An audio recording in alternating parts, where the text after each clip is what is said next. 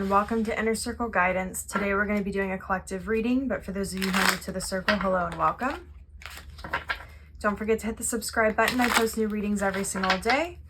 And if you're looking for personal services or personal readings, I offer them through my website, innercircleguidance.com.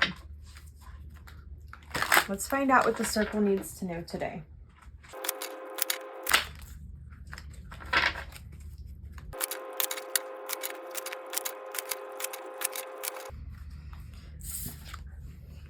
We have the Nine of Pentacles that came out.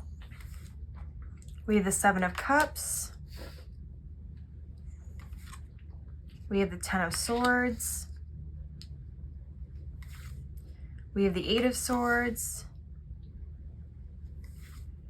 We have the Ace of Pentacles. We have the Four of Swords.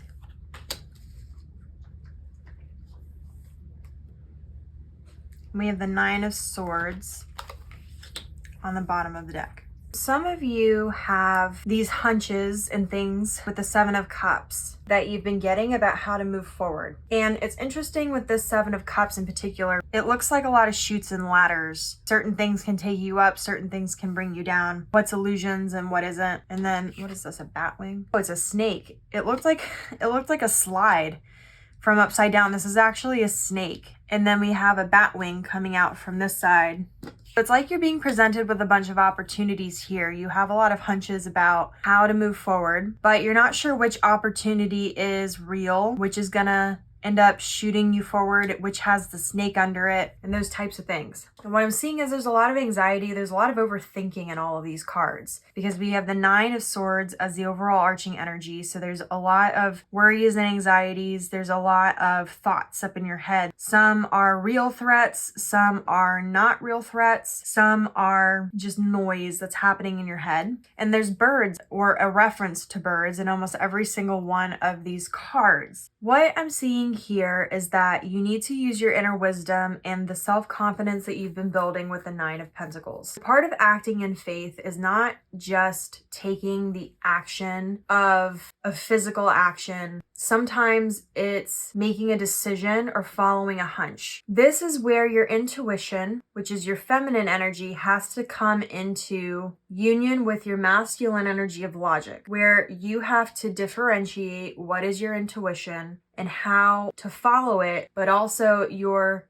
masculine energy has to choose to follow it. The Ten of Swords indicates that you may have been going through a difficult time, or there may have been some sort of situation that's been long standing for you that is getting ready to come to an end. And it's requiring you to close something out and move on to a new beginning. And this has to do with your self-confidence, your self-worth, your independence. It has to do with authenticity, because we have the Nine of Pentacles that came out before the Ten of Swords. The Eight of Swords again is indicating that you are allowing your fears and your overthinking and things to prevent you from moving forward, but also to keep you stuck. It's tricking you into thinking that things are worse than they are. One good thing that I can kind of give you as advice is nothing is ever as good or as bad as it seems. And that's kind of what the Seven of Cups is indicating. Anything that seems too good to be true at this time likely is. Anything that gives you that gut feeling that there's a snake underneath the bowl that's going to bite you, it probably will. The universe is presenting you an opportunity, but the opportunity is going to require you to trust not only in the universe, but in yourself. The reason this is happening is because the universe is trying to teach you more about how to step further into your trust, your confidence, your worth, and your abilities to step into your power. It's going to require you to use the knowledge you have learned of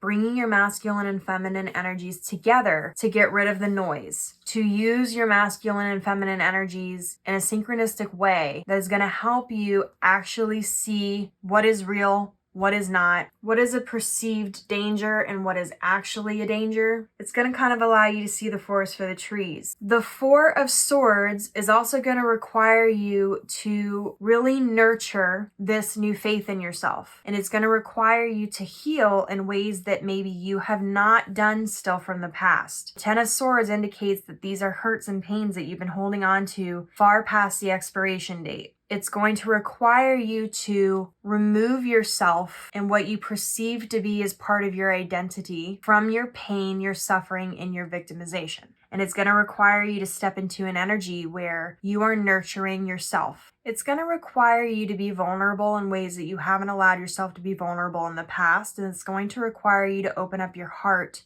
and have a more open heart moving forward. This is going to change your foundation on a very fundamental level, and it's going to be in a very positive way. The reason why it seems so hard and so scary is because you're allowing your overthinking to cloud the way through. But if you'll see here with this 10 of Swords, there's actually no obstacles or anything in this person's way to walk forward. The universe is showing you the way, but you've got to release all of this overthinking. When you are constantly thinking about the past or thinking about disappointments, you are reliving the moment over and over and over again, and it's tying you to your past. You have to get so accepting of your past that you no longer have a desire to look back on it, which means that for some of you, it may require you to sort of nestle yourself down, think through all the things you got to think through, and figure out how to release it. The reason why you're going back to these thoughts and you're tying yourself to these experiences is there's either something in the attachments that you haven't released, or there's some sort of synchronicity between these different situations that you have not learned or recognized yet in order to break the cycle. But you are more than capable of breaking it, and you are more than capable of moving forward, and the universe is 100% backing you and supporting you in doing this. Positive times are right around the corner. It's going to require you to plant the seed of these things and nurture it, but it is right around the corner. You've just got to keep moving forward. But don't worry so much about picking the wrong choice, because some of you,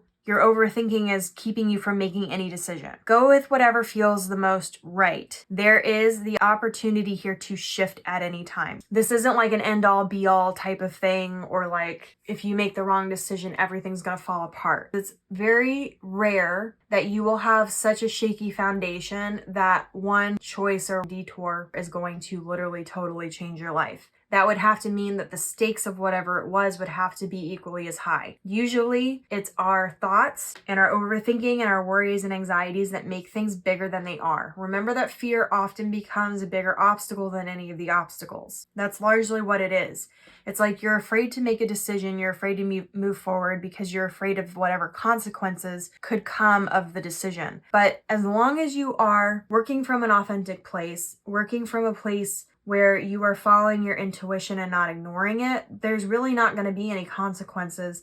If anything happens, it's going to be in support of you. So release the fear. You don't have to worry about that, and go ahead and move forward once you feel ready to do so. The universe is supporting you at this time, and if you need help in your decisions, all you have to do is ask. So this is your reading. If it resonated with you, don't forget to like this video and comment your affirmation down below.